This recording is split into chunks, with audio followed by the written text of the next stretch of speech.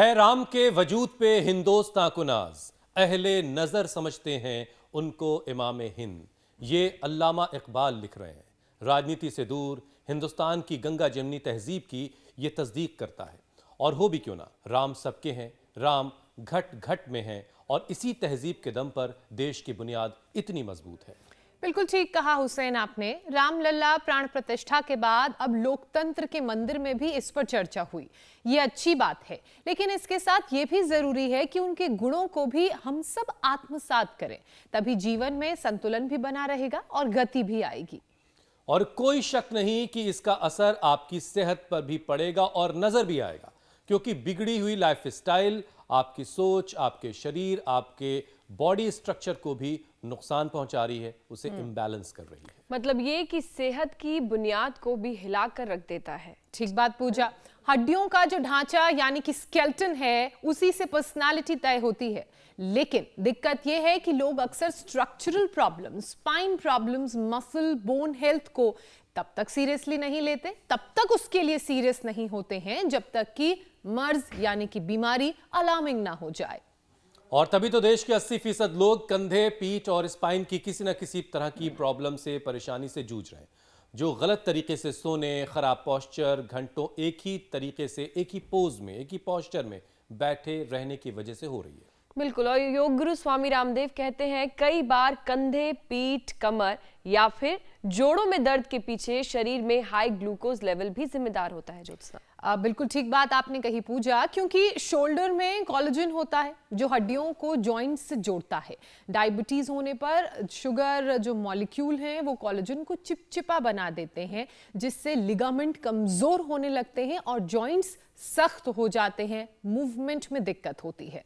और ज्योत्सना जो बता रही हैं आपको, उसे आसान तरीके से समझने के लिए और स्ट्रक्चर से जुड़े तमाम जो परेशानियां हैं उनका सटीक उपाय जानने के लिए अब सीधे स्वामी जी के पास चलते हैं। वही बताएंगे कि ये परेशानी क्या है और इसका इलाज क्या। स्वामी जी प्रणाम, बहुत बहुत स्वागत है आपका। प्रणाम स्वामी जी। प्रणाम स्वामी जी। बहुत बहुत प्रणाम आपको भी हुसैन भाई, ज्योत्सना जी। और मैं अभी हूँ पुण्य नगरी से, पुणे से। और पुण्य नगरी के सब पुण्यशील योगी आत्मा मेरे साथ हैं, जो मेरे यहाँ दाएं बाएं चारों तरफ छाए हुए हैं। और योग का परचम तो पूरी दुनिया में छाया हुआ है। और आज हम स्ट्रक्चरल बैलेंस के लिए, सर्वाइकल स्पॉन्डिलाइटिस पेन के लिए, फ्रोजन शोल्डर के लिए, उठने बैठने की गलतियों से, कई बार स्पीड ब्रेकर पर, कई बार वजन उठाने से, कई बार अपना ही वजन बढ़ने से, और बहुत से कारण हैं, लंबे समय तक कॉन्स्टिपेशन आदि रहने से, हमारे रीढ़ की हड्डी के जो 33 के 33 वर्टिब्राज हैं उसमें गड़बड़ी आ जाती है। तो ये ताड़ासन से हमने यात्रा शुरू की है। ऐसे ताड़ का एक पेड़ है, देखो जितने भी आसन हैं, वृक्ष से वृक्षासन, ताड़ से ताड़ासन, चक्र से चक्रासन, ताड़ासन, और फिर दोनों हाथ कमर के लगा दीजिए, अर्ध चक्रासन।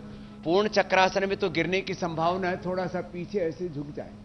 ज्यादा कमर में दर्द होने पर आगे झुकना मना होता है, तो पीछे ऐसे थोड़ा ऐसे झुक जाए, ऐसे।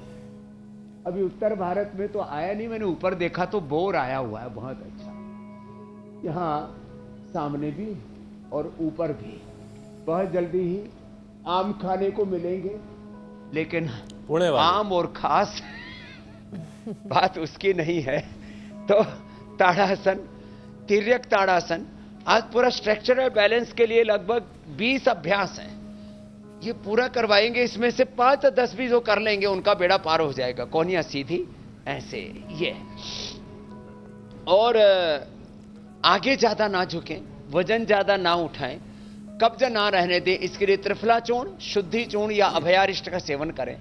और खास बात यह है कि दही, छाछ, नींबू, अचार, टमाटर, खटाई, खटाई खाने से खट्टाई में बात पड़ जाती है। हाँ, ये थोड़ा सा बचना पड़ेगा। फिर एक देखो, स्ट्रक्चरल इंबैलेंस के लिए बड़ा अच्छा है, दोनों पैर सीधे, दाएं पैर ऐसे घुमाए दाहिनी ओर, इसको यहां तक लेकर के जाएं, और नीचे वाला हाथ नीचे, ऊपर वाला हाथ ऐसे, और ऐसे ही त्रिकोण आसन। देखो ऊपर वाले हाथ को ऐसे देखना, बड़ा अच्छा, एक जगह ऐसे बने रहे, ऐसे ऐसे। दूसरी तरफ से ऐसे पैर को ऐसे साइड में करें और ऐसे सीधे लेके चलेगा, जितना ले जा सके वहां तक। और ऊपर वाला हाथ ऐसे आ गया, दोनों हाथों की हथेली सामने की ओर और यूं देखा, ऐसे कितना अच्छा लगता है। ऐसे ऐसे कुछ देर तक बने रहते हैं। इससे तन की भी एकाग्रता बनती है और मन की भी एकाग्रता बनती है। खैर, लेकिन स्वामी जी मेरा एकाग्र मन जो है ऐसे ही कर लिया। ये वो जब आप सामने होते तो बहुत व्याकुल रहता है, बहुत सारी चीजें पूछने को बेताब रहता है। स्वामी जी देखिए, मजबूत से मजबूत चीजों से बनाई गई इमारत भी अगर सूत में नहीं है, अगर वर्टिकली बिल्कुल सीधी खड़ी नहीं है, जरा सा भी बैलेंस उसका बिगड़ा तो फिर वो ठहर नहीं सकती है। यही बात शरीर के साथ भी लागू होती है। शरीर भी एक स्ट्रक्चर पर खड़ा हुआ है और हर एक मजबूत चीज का जो स्ट्रक्चर है उसका मजबूत होना जरूरी है। तो इस स्ट्रक्चर का ख्याल कैसे रखा जाए, और उससे पहले तो ये स्वामी जी की कुदरत जो है वो तो बिल्कुल बैलेंस तरीके से एक बच्चे का उस जन्म होता होगा, और ये स्ट्रक्चर बिगड़ कैसे जाता है और फिर इसको ठीक कैसे किया जाए, किस किस तरह की परेशानी होती है, जरा डिटेल में समझाइए। तो ये स्ट्रक्चरल जो बैलेंस बिगड़ता है उसमें एक बड़ा कारण है, मैंने कहा हमारे उठने बैठने खाने पीने जीने की जो तौर तरीके हैं वो गड़बड़ हो गए। तो आज हम उठने बैठने सोने जागने के चलने फिरने के सही तरीके, अब लोग खड़े होते हुए भी एक पैर पर ज्यादा प्रेशर देते हैं, एक पैर ऐसे करके रखते हैं। ये खड़ा होने का गलत तरीका है। देखो ये एक पैर ऐसे, एक पैर ऐसे, ऐसे खड़े रहते हैं। लेकिन स्वामी जी इसमें बहुत सारे लोग ये दलील देते हैं कि जितने परिंदे हैं दो पांव वाले, वो भी जब खड़े होते हैं तो एक पांव अपना ऊपर कर लेते हैं सुकून देने के लिए, और फिर दूसरे पे खड़े हो जाते हैं, दूसरे को सुकून दे रहे होते हैं। तो उनका तो बैलेंस नहीं बिगड़ता। वो जो परिंदे हैं उनकी टांग कभी नहीं दुखती, जितने दिन रहते खूब आसमान मुड़ते रहते, और ये जो परिंदे हमारे बीच में उड़ उड़ के जा रहे हैं। तो देखो सीधे बैठे ऐसे, ज्यादातर कैसे बैठते हैं ऐसे, और कुछ तो बैठते हैं ऐसे, कुछ बैठते हैं ऐसे। तो ये बैठने का तरीका, जैसे भी बैठे, सिद्धासन सुखासन पद्मासन में चेयर पर बैठे, सीधे बैठे। लेटने में ऐसे लेटेंगे, ये गलत तरीका है। ये ऐसे लेट के सोते ज्यादा, कुछ तो ऐसे ही दोनों पैर छाती में घुसा के ही सोते हैं, गठरी की तरह। ठीक नहीं है। तो उठने बैठने सोने खाने पीने के जीने के तौर तरीके ठीक होने चाहिए। अब देखो, किसी न किसी बहाने से हम आगे तो झुक जाते हैं, आज ज्यादातर हम पीछे झुकने वाले, और स्ट्रक्चरल बैलेंस के लिए कुछ पोस्चर्स हैं उनको करा रहे हैं। सबसे पहले बैठ करके ये कर ले, तो बैठने का तौर तरीका, खड़े होने का तौर तरीका, सोने का तौर तरीका हमारा ठीक होना चाहिए। और फिर देखो ये एक हाथ पीछे ऐसे आया, दूसरा हाथ पीछे से ऐसे आया, इतना तो सभी कर रहे, बहुत अच्छा कर रहे हैं। वैसे भाई पुणे में जो है हमारे सिद्ध साधक बहुत अच्छे हैं ये, और जिनसे इतना भी ना बन पाए तो, इतना भी ना बन पाए तो अर्ध उष्ट्रासन सभी कर सकते हैं। कभी ऊंट की कमर में दर्द हुआ? मैंने तो कोई देखा नहीं ऊंट की कमर में दर्द। बचपन से हमने ऊंट देखे हैं, ऊंट चराए भी हैं, ऊंट गाड़ी भी चलाई, ऊंट का हल भी चलाया। और मेरे भाई हमने तो गाय को, भैंस को, बैल को, ऊंट को कभी भी एक टांग ऊपर खड़े होकर के देखा नहीं, चारों पैरों पर खड़े रहते हैं, बड़े अच्छे से चलते हैं। फिर देखो ये मनुष्य उनको पालतू जानवर बना के उनके साथ में फालतू के काम करता है, कुछ खाना पीना ठीक से नहीं देता, तब कोई बीमार भले ही हो जाए, नहीं तो जो प्रकृति के अकॉर्डिंग जीते हैं वो उनके जीवन में कोई विकृति नहीं आती। ये उष्ट्रासन, अर्ध उष्ट्रासन। फिर दोनों हाथ सामने रख करके ऐसे। तो आज होले होले आहिस्ता आहिस्ता अभ्यास बता रहे हैं, इतना कर लेना। जिनको पहले से ही वर्टिगो की प्रॉब्लम हो, सर्वाइकल स्पॉन्डिलाइटिस पेन बहुत ज्यादा हो, होले होले अभ्यास करें। और इसमें सबसे ज्यादा महत्वपूर्ण होते हैं उल्टे लेट करके मकरासन, भुजंगासन, सलभासन के, और सीधे लेट के मरकटासन आदि के अभ्यास। तो एक प्रवाह से हम ये सब करते जाएंगे। तो इसका मुख्य कारण मैंने बताया, हमारी जीवन शैली की विकृति। एक एक पैर को पीछे से मोड़े, दोनों हाथों की हथेली ऐसे मिलेगी, वो हाथ ठोड़ी के नीचे, दोनों हाथें ऐसे कपोलों के साथ, पीछे से पैर पास में, और एक एक पैर को मोड़ा और सीधा किया। ये सही सलीका है। फिर दोनों पैरों को सांस भरे जब पैर मोड़े, माने पैर मोड़ते समय सांसों को भरना है, और पैर सीधे करते समय सांसों को छोड़ना है। कितना इजी है ना। एक रिदम के साथ ऐसे एक प्रवाह में हम चलते जाएं जीवन के पथ पर, चरई वेती तो हमारे जीवन पुष्प खिले रहेंगे, नहीं तो जीवन मुरझा रहे हैं। और जब जीवन की कलियां मुरझाने लगती है ना, तो फिर बहुत पीड़ा है। नहीं स्वामी जी, मुरझाने नहीं देंगे। दर्द किसी को भी अच्छा नहीं लगता, गरीब हो या रोजाना अमीर। सुबह सुबह उठ के हम लोग दफ्तर पहुंचते हैं और आप रोजाना सुबह सुबह अपना कार्यक्रम शुरू कर देते हैं ताकि कलियां जो हैं वो खिली रहें और फूल महकते रहें, बाहर रहे बागों में। स्वामी जी देखिए, गर्दन, कंधा और पीठ, इनके दर्द जो है लोगों को बड़े परेशान करते हैं, और धीरे धीरे फिर ये अगर परेशानी किसी के बनी रहती है तो फ्रोजन शोल्डर जैसी दिक्कत में तब्दील हो जाती है। तो जिंदगी में लोगों को ये दर्द ना सताए, उनका कंधा प्रॉपर काम करता रहे, जाम ना हो, इसके लिए क्या किया जाए? तो एक तो ये भुजंगासन जो रोज करेंगे ना, उनके कभी कंधे जाम नहीं होंगे। एक, और इसके वैसे तो 4 तरीके, 2 प्रधान है। दोनों हाथ साइड में रख करके, दोनों हाथ ठोड़ी के नीचे रख करके ऐसे। ये तो आज पूरा पैकेज स्ट्रक्चरल इम्बैलेंस।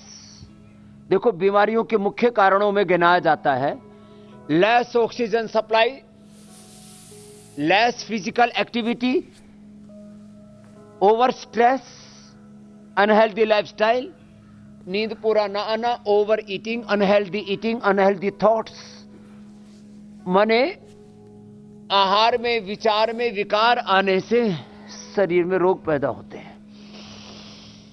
एक एक को हम पूरा ठीक करेंगे। भुजंगासन तो ऐसे करें। अभी पूरा स्ट्रक्चरल बैलेंस का अभ्यास आगे ऐसे ही बढ़ाएंगे।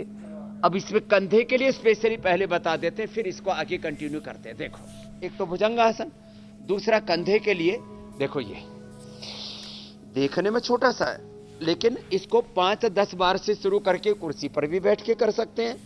इसको तो एंकरिंग करते करते आप भी कर सकते हैं। मेरे भाई हुसैन, ज्योत्सना जी, मीनाक्षी, पूजा, अमित भी मेरे साथ साथ ऐसे ही कर लेते हैं, और सब भी अभी तो इसको तो चलते फिरते कर लेते हैं। वॉकिंग के समय मैंने एक नाम दिया, वॉकिंग योगा।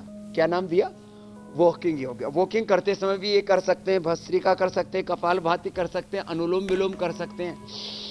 वॉकिंग करते समय फ्रंट वॉक और बैक वॉक भी कर सकते हैं। और स्वामी जी, आपके साथ कार्यक्रम करते वक्त तो ये किया जा सकता है, चलते चलते। मुझे इजाजत है इसकी। बस डिबेट में नहीं करूंगा, वरना हुसैन कोहनी मिला के कीजिए तो चैलेंज पता चलेगा। मेरी शर्ट जो है वो मुझे रोक रही है। मेरी कुछ सीमाएं हैं जो ये करने नहीं दे रही। ये बड़ा अच्छा है फ्रोजन शोल्डर के लिए, ये और ये। और फिर जब कंधे थोड़े खुल जाएं तो देखो, एक तो हम ऐसे भी कराते हैं, ऐसे, ये ऐसे ही, ऐसे और ऐसे, दोनों तरफ से ऐसे, ये पूरा। और इसको वेग पूर्वक करना हो तो देखो ऐसे, एक बार खड़े हो जाओ, देखो ऐसे, ये पूरा 10-20 बार ऐसे कर ले। किसी किसी की तो भुजाएं भी इतनी मोटी मोटी हो जाती है जितनी मेरी जंघाएं। ऐसे पूरे बोरी से भर लेते हैं वजन को, ऐसे आगे से, सामने से, हाथ पूरे ऐसे, और पीछे से ऐसे पूरे, ये। और एक बहुत अच्छा है, सामने से और पीछे से ताली बजाना, ऐसे, ये कितना अच्छा है। माने पीछे, आगे से, पीछे से पूरी ताली बजनी, और फिर पीछे से हाथ को ऐसे लेकर के, ऐसे लेकर के आओ। बड़ी बात। किसी किसी की तो बन गई कि अच्छी बात है। चलो फिर ये गोमुखासन कर लो, है ना। तो ये कितने अच्छे अभ्यास है, छोटी छोटी बातों से। नहीं तो कंधे जाम हो जाते हैं ना, बहुत पीड़ा होती है। अपने बाल भी नहीं बांध सकते, अपने कपड़े भी नहीं पहन सकते, ऐसे ओए मर गया। बहुत बुरी हालत हो जाती है लोगों की। जो पैर ऊपर वही हाथ ऊपर, दूसरा हाथ पीछे से लिया, और ऐसे पकड़ लिया। ऊपर वाला हाथ कान से लगा हुआ, ऊपर वाला हाथ कान से सटा हुआ, और पीछे वाले हाथ की कोहनी देखो ऐसे, बिल्कुल पीठ के पीछे ऐसे, पूरे परफेक्शन के साथ। दूसरी तरफ से ऐसे ही देखो, एड़ी पर बैठने, एक एड़ी ऐसे जंघा के साथ लगेगी। ये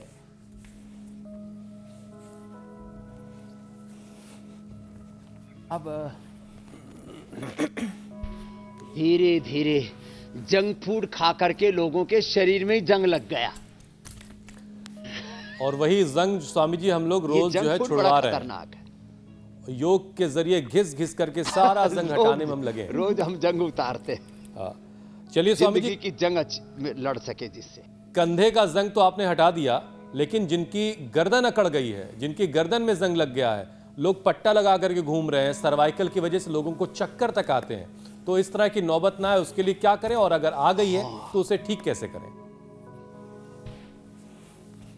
अब गर्दन भी बहुत लोगों की जो अकड़ी रहती है ना, उसके लिए ये देखो, अब है तो छोटी सी एक्सरसाइज, और जब ये गर्दन अकड़ जाती है ना, फिर वो ऐसे पट्टा लगा देते हैं, बहुत खराब लगता है। जैसे जानवरों के गले में कई बार डाल देते हैं ना, वैसा पट्टा डालते हैं, बहुत खराब लगता है। वो ना डालना पड़े। ऐसे ये आगे पीछे देखो, दाएं बाएं ऐसे। अब वही एक्सरसाइज है, दाएं और बाएं और। इतना फ्लेक्सिबल हो हमारी गर्दन कि हमारा कान कंधे से लग जाए। अब तो कुछ तो कंधा उठा के ऐसे लगा रहे हैं। पहली बार में तो मेरा गर्दन में फ्लेक्सिबिलिटी कम होगी तो ऐसा होगा।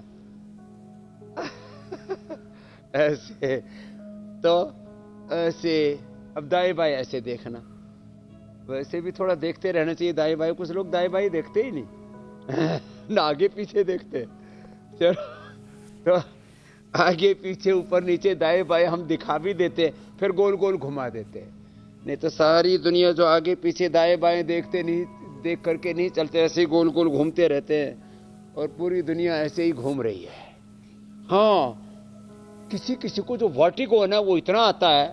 हमारे पुणे के हरि भाई हेमा, कितने प्यारे भाई हमारे, बहुत अच्छे। हमारे एक योगी भाई थे, मेरे भाई हुसैन जी, ज्योत्सना जी, हरि भाई। एक दिन अपनी बालकोनी में खड़े हुए थे, उनको वर्टिगो की प्रॉब्लम थी, थोड़ा ध्यान कम दिया जो है, तो ऊपर से गिरे और वहीं उनकी मौत हो गई। अर्थात वर्टिगो देखने में एक छोटी सी बीमारी है, बालकोनी में खड़े हुए थे, नीचे पड़ गए, मर गए, मृत्यु हो गई। प्राण घातक हो जाते छोटी सी बीमारी। इसलिए सावधानी हटी, दुर्घटना घटी। कोई भी रोग को छोटा नहीं मानना, चाहे वो वर्टिगो हो, सर्वाइकल हो, फ्रोजन शोल्डर हो। और रीढ़ की हड्डी का तो सीधा संबंध हमारे दिमाग से होता है। हाँ, Swami ji, central nervous system, peripheral nervous system, right left side में ईड़ा पिंगला, बीच में से सुषुम्ना, और उससे 72,72,10,201 नाड़ियां जुड़ी हुई। मेरी बहन ज्योत्सना जी, और तन की, मन की, आत्मा की ज्योति, पूरी शरीर की ऊर्जा उससे जुड़ी हुई। स्वामी जी अगला विषय ले लेते हैं। फ्रोजन शोल्डर होने की एक वजह हाई शुगर भी होती है, और स्वामी जी इसके लिए तो शुगर कंट्रोल करना भी जरूरी होगा, तो 5 ऐसे उपाय भी इसके साथ साथ बता दीजिए। ये आपने एकदम ठीक कहा। जिनको शुगर हाई रहती है ना, उनको फ्रोजन शोल्डर बहुत जल्दी हो जाता है। ये भी एक कारण है। शुगर ज्यादा होने पर वात रोग होते हैं, शुगर ज्यादा होने पर किडनी खराब होती है, शुगर ज्यादा होने पर आपको अचानक कार्डिक अरेस्ट हो सकता है, शुगर ज्यादा होने पर आपकी आंखों की समस्या हो सकती है, और पूरा शरीर अंदर से खोखला हो जाता है। उसके लिए 5 अभ्यास। मंडूकासन, ये एक मुट्ठी बांध के खाली पेट मधुनाशिनी खाने के बाद मधुग्रिट, अंदर से कमजोरी ना आए इसलिए इम्यूनोग्रिट, अश्वगंधा, अश्वशिला भी दे देते हैं। खीरा, करेला, टमाटर, उसमें आंवला, एलोवेरा, गिलोय, तुलसी, सदाबहार, चिरायता, कुटकी, गुड़मार, मेथी अंकुरित, ये सब साथ में। मेथी का पानी पिला देते हैं, फिर मेथी का अंकुरित खा भी लेते हैं। अंकुरित करने पर मेथी कड़वी भी नहीं लगती। ऐसे और ऐसे, ये बड़ा अच्छा है। डायबिटीज कंट्रोल ही नहीं, हम क्योर करते हैं डायबिटीज के पेशेंट को, नॉन डायबिटिक करते हैं। मंडूकासन ऐसे, ये मंडूकासन, फिर ये योग मुद्रासन ऐसे ऐसे।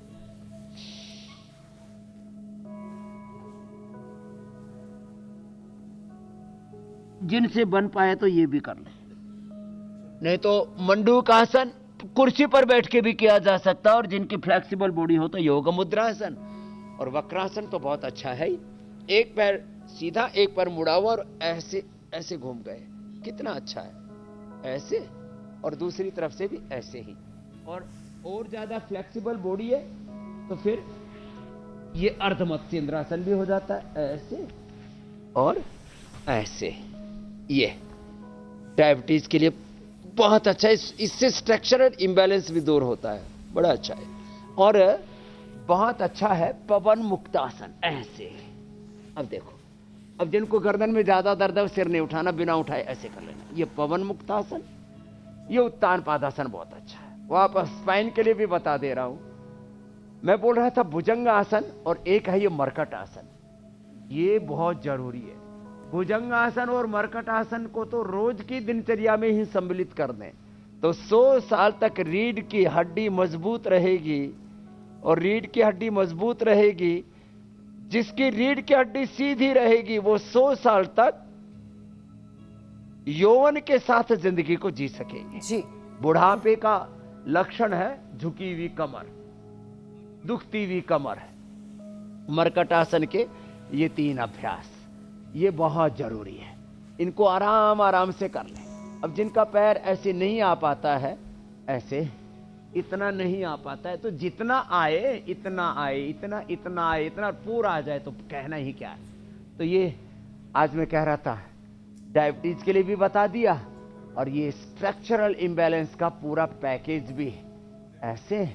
स्वामी जी ऐसे ये सेतु बंध भी बड़ा जबरदस्त है। जी मेरी बहन, आप अक्सर कहते हैं कि बीमारियां जो हैं वो अपने साथ दूसरी बीमारियों को लेकर आती हैं। अगर शरीर में एक बीमारी की एंट्री हो गई तो फिर वो गेटवे बन जाती है दूसरी बीमारियों के लिए, कुनबा ले आती है। तो ऐसे में जिनको थायराइड है, क्या उनको स्पॉन्डिलाइटिस होने का भी खतरा रहता है? और अगर ऐसा है तो क्यों है? और स्पॉन्डिलाइटिस और थायराइड के बीच में कनेक्शन क्या है और इसको ठीक कैसे किया जाए? तो देखो, वैसे तो बड़ा क्रिटिकल है। जब यदि कमर में दर्द है तो कोई दिक्कत नहीं, लेकिन गर्दन में ज्यादा दर्द होने पर ये सर्वांगासन करना मुश्किल होता है। बाकी कर ले ऐसे सर्वांगासन, यह हलासन। सर्वाइकल स्पॉन्डिलाइटिस पेन ज्यादा होने पर नहीं करना। अब कई बार कहते हैं जब सर्वाइकल स्पॉन्डिलाइटिस भी और थायराइड भी है तो क्या करें, तो सर्वांगासन हलासन ना करके ये मत्स्यासन करना। ऐसे पद्मासन में बैठ के गर्दन पीछे ऐसे मोड़ ली और ऐसे किया, ये अभ्यास।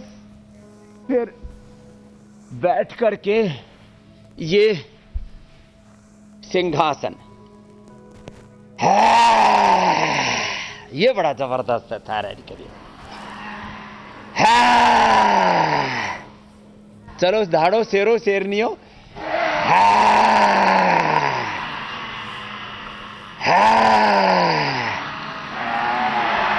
रिलैक्स। एक दूसरा थायराइड के लिए ये ऊंचाई 5 बार से लेके 5 मिनट तक करा देते हैं, बड़ा जबरदस्त है। ऊंचाई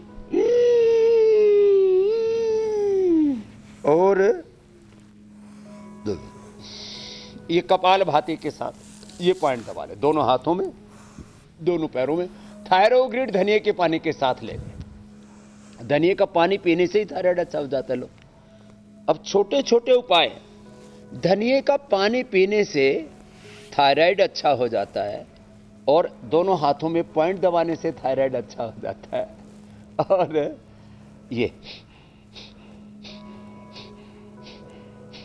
ये पॉइंट दबाएं। ज्यादा ठंडी ज्यादा गर्म चीजें ना खाएं। बहुत खट्टी चीजें खाते हैं, कुछ तो सीधा इमली ठोकते हैं, कच्चे आम खाते हैं, अमचूर खूब खाते हैं और उससे नामर्दगी भी आती है। ज्यादा खट्टाई खाने से हमारा शरीर जो कमजोर होता है, जीवनीय शक्ति क्षीण हो जाती है। स्त्री पुरुषों के दोनों के दाम्पत्य जीवन भी सुखी नहीं चलता। बहुत ज्यादा उत्तेजना, किसी भी प्रकार के उत्तेजक आहार, उत्तेजक विचार, ये हमारी जीवनीय शक्ति को, जीवनीय ऊर्जा को क्षीण करते हैं। तो थायराइड अब किसी को नहीं रहेगा, ऐसा उपाय बता दिया है। और सप्ताह में एक बार गरारे कर लेना चाहिए। एलोवेरा हल्दी, थोड़ा सेंधा नमक, थोड़ा त्रिकटू या बहेड़ आदि पानी में डाल के उबाल के उससे गरारे कर लो। 100 साल तक गला एकदम टनाटन रहेगा। हम इस गले से मैं लाखों घंटे बोल चुका हूं, फिर भी हमारा गला एकदम बुलंद रहता है। ऐसे गला बुलंद रहना चाहिए। स्वामी जी, हम वेट की बात करें तो एक्सेस वेट करीब करीब हर बीमारी में जड़ है। वजन बढ़ने का असर रीढ़ और कमर पर भी साफ दिखता है। तो यौगिक उपाय बता दीजिए जिससे वजन कंट्रोल कर रीढ़ हमारी दुरुस्त रहे। वजन कम करने के लिए, हाँ, जिनका वजन ज्यादा होगा, पेट इधर निकलता है तो कमर अंदर ठुक जाती है, और वजन ज्यादा बढ़ने से कमर दर्द अवश्यंभावी है, टाल नहीं सकते। तो क्या करें? तो वजन कम करने के लिए 5 उपाय तो ये योगाभ्यास के ऐसे हैं, और फिर 5 उपाय छोटे छोटे और। गर्म पानी पिए, अनाज, नमक, मीठा थोड़े दिनों के लिए। गेहूं चावल कम से कम बंद कर दें। टोटल अनाज बंद करना तो लोगों के लिए बड़ा चैलेंज हो जाता है। जैसे अपने महाराष्ट्र में ज्यादातर क्या खाते हैं? किसकी रोटी? जवार की रोटी, बाजरे की रोटी, रागी की रोटी। अब इसको बांटो मत, अनाजों को भी। राजस्थानी बाजरा, पंजाबी लोग मकई, मराठी लोग जवार, गुजराती भी बाजरा, फिर कन्नड़ वाले रागी, पहाड़ वाले मड़ुआ कोदो। तो देखो, ये ऐसे मत बांटो।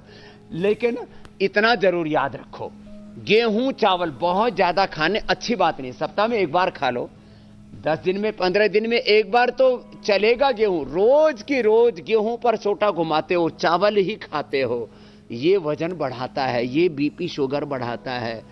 हाँ, जो ज्यादा गेहूं चावल खाएंगे वो जल्दी ऊपर जाएंगे।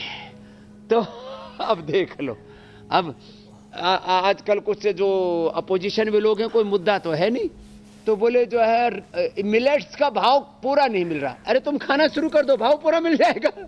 जितने समर्थ लोग हैं, पहले गरीब लोग मोटे अनाज खाते थे, अब जमाना बदल गया, अब अमीर खाओ। पहले गरीब लोग मोटे अनाज खा करके ठाड़े रहा करते थे, तगड़े रहा करते थे, खूब मेहनत किया करते थे। अब तुम लोग मोटे अनाज खाओ और मोटे से पतले हो जाओ। लो एक बात, मोटे अनाज खाने से पतला होता आदमी। तो ये 2 और ये 3 ऐसे, ये अर्धहलासन, पादवृत्तासन, द्विचक्रिकासन, गोधन अर्क मेदो हरवटी वेट गो। ओहो हो, ये तो जबरदस्त है। तो अर्धहलासन, पादवृत्तासन। अब जो मोटे मोटे हैं वो तो दोनों को उठा ना पाएंगे। जिनके एक एक पैर में ही 50-50 किलो वजन है, वो दोनों कैसे उठा पाएंगे? तो एक एक कोई उठाए ऐसे, एक एक कोई गोल गोल घुमाए ऐसे, पादवृत्तासन और द्विचक्रिकासन। हाँ, जो थोड़े से जिनका 10-20 किलो ही बढ़ा हुआ है, वो दोनों पैरों से एक साथ अर्धहलासन, पादवृत्तासन या द्विचक्रिकासन कर सकते हैं। जब भी प्यास लगे गर्म पानी पिए, तो उठ के त्रिफला का पानी पिए। हाँ, तो ये त्रिफला, ये गोधर अर्क, ये वेटगो, ये मेदोहर, अश्वगंधा के पत्ते, गर्म पानी और मीठा नमक। और कार्बोहाइड्रेट वजन बढ़ाता है, उससे लाइपोजेनेसिस होता है, फैट में कन्वर्ट हो जाता है। जो भी हम मीठा खाते हैं उसको लाइपोजेनेसिस कहते हैं। हमें लाइपोलाइसिस करना है। क्या करना है? लाइपोलाइसिस करना है। तो जो भी हम कार्बोहाइड्रेट खाते हैं उससे ऊर्जा तो मिले, लेकिन वो फैट में कन्वर्ट ना हो, इसके लिए ये 5 अभ्यास बहुत जरूरी है। सबने बहुत अच्छे से किए। वैसे यहाँ तो मुझे मोटा वाले दिखाई दे नहीं रहे। कई जगह तो मैं जाता हूं तो चारों तरफ इतने मोटे मोटे लोग ही बोला मैंने, लोगाई नहीं बोली है। इतने मोटे मोटे लोग रे रामा रामा, ऐसा लगता है सारा ब्रह्मांड अपने पिंड में ही लिए घूमते रहते हैं। तो चलो बटरफ्लाई कर लो, रिलैक्स हो जाओ। तो अब कोई मोटा नहीं रहेगा, ना कोई मोटा ना कोई खोटा। हाँ, ऐसे रिलैक्स हो करके ऐसे। अब देखो कितने अच्छे अच्छे अभ्यास हैं। थोड़ा थोड़ा भी रोज योग कर लिया, एक थोड़ा मोटापा का पैकेज कर लिया, थोड़ा सा डायबिटीज का, और डायबिटीज वाले जो अभ्यास हैं वो पाचन के लिए, बीपी शुगर के लिए बच्चे हैं, थोड़ा स्ट्रक्चरल इम्बैलेंस के लिए 5-5 अभ्यास रोज भी कर ले, 5-5 आसन, 5-5 प्राणायाम, तो भी जिंदगी में कोई रोग नहीं आएगा, जिंदगी बहुत अच्छी बीतेगी। नहीं तो आधा समय तो हॉस्पिटल में, डॉक्टर्स के यहाँ, मेडिकल माफिया, ड्रग माफियाओं के यहीं अपनी जेब कटती रहती है।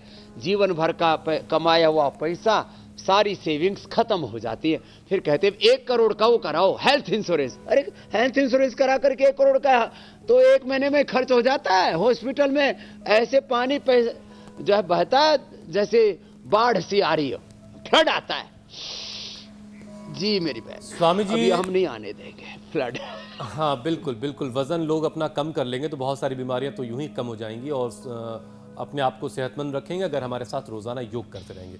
स्वामी जी, क्या यूरिक एसिड और कोलेस्ट्रॉल हाई होने की वजह से भी स्पाइन की जो दूसरी तरह की परेशानी है वो भी आती है? और अगर ऐसा है तो फिर यूरिक एसिड और कोलेस्ट्रॉल का कंट्रोल करना फिर बड़ा जरूरी है। हाँ, ये यूरिक एसिड, ये कोलेस्ट्रॉल विजातीय तत्व न, कई उनके नाम अलग अलग हैं, बढ़ जाते हैं शरीर में। तो क्या करें?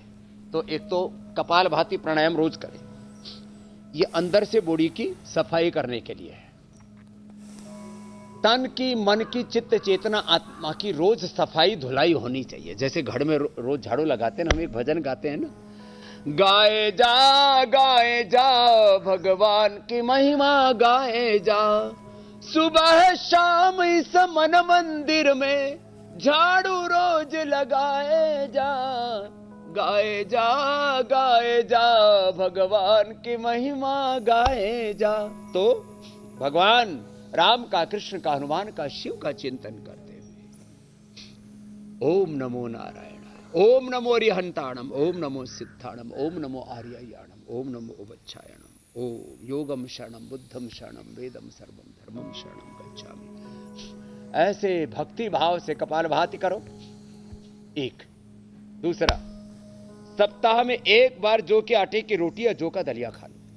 सप्ताह में 1 बार धनिए का या गोखरू का पानी पी ले, कभी भी यूरिक एसिड नहीं बढ़ेगा। और 40-50 के बाद तो पहले गोक्षरादि, गुगुल और चंद्रप्रभाव टी खाई लिया करते थे, उससे यूरिक एसिड भी नहीं बढ़ता था, जोड़ों में दर्द भी नहीं होता था, और भी यूटीआई आदि की प्रॉब्लम नहीं हुआ करती, तो बड़ी खतरनाक होती है। और ये पॉइंट दबाओ, देखो ये पॉइंट यूरिक एसिड के लिए और किडनी के लिए, सबके लिए अच्छा है। किडनी अच्छी रहेगी तो शरीर के विजातीय तत्वों को बाहर फिल्टर करके निकालती रहेगी। ये ऐसे और ऐसे। दूसरी बात बहुत ही महत्वपूर्ण है, कोलेस्ट्रॉल के लिए। अब कोलेस्ट्रॉल आजकल कॉमन हो गया है। एक घरेलू उपाय, लहसुन खाओ। अब कुछ लोग, हम तो वैष्णव हैं, लहसुन नहीं खाते, भगवान नाराज हो जाएगा। भगवान ने तो बनाया और उसमें कोई नशा नहीं होता है, उसमें कोई, उसकी दुर्गंध दूर करने के लिए गाय का घी उसमें सेक लो, उसको थोड़ा सा हल्का सा ब्राउन हो जाता है तो उसकी दुर्गंध, उसकी तीक्ष्णता और तामसिकता दूर हो जाती है। गाय के घी में तो इतनी सात्विकता है।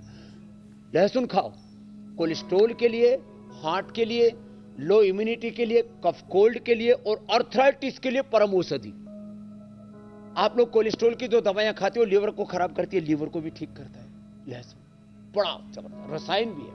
हाँ, और जिनको रेडीमेड लेना हो तो फिर हम कोलो गार्लिक भी बनाते हैं, उसका कैप्सूल भी बनाते जी। और नहीं तो लिपिडोम, नहीं तो लौकी घनवटी, नहीं तो अर्जुन की छाल, अर्जुन घनवटी, अर्जुन की छाल दालचीनी तो परम औषधि है कोलेस्ट्रॉल के लिए।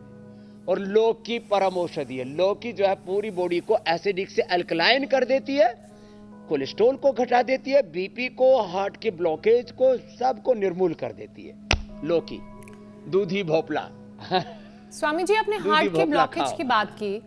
आप अक्सर ये भी कहते हैं कि अल्कोहल और स्मोकिंग जो है वो हार्ट की सेहत को नुकसान पहुंचाती है, लेकिन क्या ये स्पाइनल प्रॉब्लम्स को बढ़ाने में भी रोल प्ले करती है, और अगर हाँ तो कितना, और ये कैसे कनेक्टेड है? देखो, जो भी चीजें हमारे शरीर में अवरोध पैदा करती है, चाहे वो हार्ट में, चाहे हमारे स्पाइनल कॉर्ड में, चाहे ब्रेन में। अब कोलेस्ट्रॉल खाली हार्ट को ही नुकसान नहीं पहुंचाता, ब्रेन को लोड भी करता है। बढ़ा हुआ कोलेस्ट्रॉल आपके ब्लड सर्कुलेशन को भी रोकता है, तो ब्लड सर्कुलेशन रुकेगा, एनर्जी का फ्लो पूरा नहीं होगा, तो स्पाइनल कॉर्ड की प्रॉब्लम होगी। मैंने कहा ना, 72,72,10,201 नाड़ियां जुड़ी हुई है मेरुदंड से, इसलिए स्पाइनल कॉर्ड का स्वस्थ होना बहुत जरूरी है। ईड़ा, पिंगला, सुषुम्ना और उसके साथ ताना बाना है 72,72,10,201 नाड़ियों का, अष्ट चक्रों का, नवद्वारों का और 37 ट्रिलियन सेल्स को जो परफेक्ट एनर्जी फ्लो चाहिए वो भी रीढ़ की हड्डी से ही मिलता है। इसलिए यह अर्जुन की छाल, दालचीनी, सप्ताह में एक बार अर्जुन की छाल की चाय पियो। जिंदगी में कोलेस्ट्रॉल नहीं बढ़ेगा, हार्ट की प्रॉब्लम नहीं होगी, स्पाइन की प्रॉब्लम नहीं होगी, कोई टॉक्सिन नहीं बढ़ेगा। सप्ताह में एक बार गोखरू का पानी पी लो, कभी जिंदगी में किडनी स्टोन नहीं होगा, गॉल स्टोन नहीं होगा, यूरिक एसिड नहीं बढ़ेगा, यूटीआई की प्रॉब्लम नहीं होगी और शरीर में पूरे कोई भी अशुद्धि जमा नहीं होंगी। सप्ताह में एक बार तुलसी की चाय पी लो, कफ कोल्ड नहीं होगा। सप्ताह में एक बार अदरक की चाय पी लो, पाचन अच्छा रहेगा, कफ कोल्ड नहीं होगा। सप्ताह में एक बार धनिया की चटनी खा लो, उससे कभी भी किडनी की प्रॉब्लम नहीं होगी। सप्ताह में एक बार मरवे की चटनी खा लो, पेट में कीड़े नहीं होंगे। सप्ताह में एक ही बार आप दालें तो खाते ही हो ना, कुल्थ की दाल ले लो, ना किडनी स्टोन और ना गॉल स्टोन। थोड़ा चेंज करें लाइफ में, रोज वही चाय, वही कॉफी, वही चॉकलेट, रोज रोज तुम खा करके उबते नहीं हो, बाकी चीजों से उब जाते हो। कई बार तो पति पत्नी एक दूसरे से उब जाते हो, बड़ा विचित्र है। लेकिन बीड़ी से, सिगरेट से, शराब से नहीं उबेंगे। अरे भाई, अच्छी चीजों से उबो नहीं। जैसे मुझे आज योग करते हुए 50 साल से ज्यादा हो गया, एक दिन भी मुझे योग करने में प्रमाद नहीं आया, उबा नहीं। तो उबासी नहीं, ये अच्छी बात है। उबाऊपन नहीं होना चाहिए जीवन में। अच्छी चीजों को करो, बुरी चीजों से बचो। अच्छा स्वामी जी, देखिए, सर्वाइकल स्पॉन्डिलाइटिस डिमेंशिया की भी वजह बन सकते हैं, तो रीढ़ का ये जो दर्द है, रीढ़ की जो तकलीफ है, ये याददाश्त पर असर न डाले, इसके लिए क्या किया जाए? इसके लिए अनुलोम विलोम करो सब। रीढ़ की हड्डी के साथ साथ ना जो प्रॉब्लम बढ़ती है तो दिमाग पर असर होता है। डिमेंशिया, अल्जाइमर, पार्किंसंस, ये बहुत प्रॉब्लम हो रही है आजकल, भूलने की बीमारी। तो ये अनुलोम विलोम। ये हमारी संगीत वाली बहन गाती भी बहुत अच्छा है, योग भी बहुत अच्छा करती है। करो करो करो। साड़ी में अकेली आई है, बाकी तो ट्रैक सूटी में आए हुए। हाँ, ये बाहर से शरीर सजा हुआ अच्छा लगता है, ठीक है, साड़ी पहन के रखो, गहने पहन के रखो। जिनके पास में अच्छे पैसे हैं वो असली वाले गहने पहन के रखो, नहीं तो ऑर्नामेंटल्स बहुत अच्छे आते हैं आजकल। और पैसे वालों को तो सोने चांदी के पहनने की जरूरत नहीं, पैसे वालों को तो नकली भी पहने तो असली लगते। तो खुश रहो, दिमाग अच्छा रहता है। Memory grit, मेधावटी, omega. ओमेगा बहुत अच्छा होता है फ्लैक्सीड में। किसमें? फ्लैक्सीड। फ्लैक्सीड और तिल, इसको कूट करके 1 चम्मच रोज खा लिया करो। जो तिल खाएगा जिंदगी भर उसके चेहरे पर चमक रहेगी, जो फ्लैक्सीड खाएगा उसका दिमाग अच्छा रहेगा, ब्रेन के न्यूरॉन्स अच्छे रहेंगे। तो तिल के अंदर कोलेजन बहुत अच्छा होता है और फ्लैक्सीड में जो है ओमेगा बहुत अच्छा होता है। तो ये सारी चीजें प्रकृति परमेश्वर ने हमारे घर में ही दी है, इसलिए होम रेमेडी के ऊपर मेरा बहुत बल रहता है। फिर भी किसी को रेडीमेड लेना है तो न्यूट्रीला ओमेगा भी हम देते हैं, मेधावटी मेमोरी ग्रिड देते हैं, मेधा क्वाथ देते हैं, ब्राह्मी ग्रिड देते हैं। गाय का घी 1 चम्मच जरूर खाओ, सुबह सुबह खाली पेट खा लो। जो साग सब्जियों में डाल करके और पूरन पूड़ी में पेल करके जो अंदर धकेलते रहते हैं, तो घी खाली पेट खाओ 1 चम्मच। बहुत सी चीजों के साथ घी खाए ना तो वो घी डाइल्यूट हो जाता है, पूरा शरीर में लगता नहीं है। खाना 80-90% फैट आपका टॉयलेट से निकल जाता है, तो सुबह सुबह बॉडी में एब्जॉर्ब होकर कोई नुकसान नहीं करेगा, ये खास बात। स्वामी जी आज आप पुणे में हैं, मुझे खबर है कि आज आपका बड़ा व्यस्त कार्यक्रम होगा, इसलिए आज आपसे कुछ बनवाएंगे नहीं, पाक शास्त्र से आपको राहत रहेगी, लेकिन एक दो विषय है जल्दी से वो भी आप बता दें उसके बारे में। जब भी किसी को स्पाइन की प्रॉब्लम स्वामी जी होती है तो उसकी बॉडी का जो बिजली की सप्लाई का सिस्टम है वो गड़बड़ाता है और कई बार लोग पैरालिसिस के भी शिकार हो जाते हैं। तो पैरालिसिस क्या रिवर्स किया जा सकता है? पैरालिसिस 100% रिवर्स होता है। जैसे अभी मैं बोल रहा था, अल्जाइमर, डिमेंशिया, पार्किंसन हमने ठीक किया है, MND, DMD ठीक किया है। ऐसे ही हमने पैरालिसिस, एक तो अनुलोम विलोम, और आप सब भ्रामरी करो एक बार,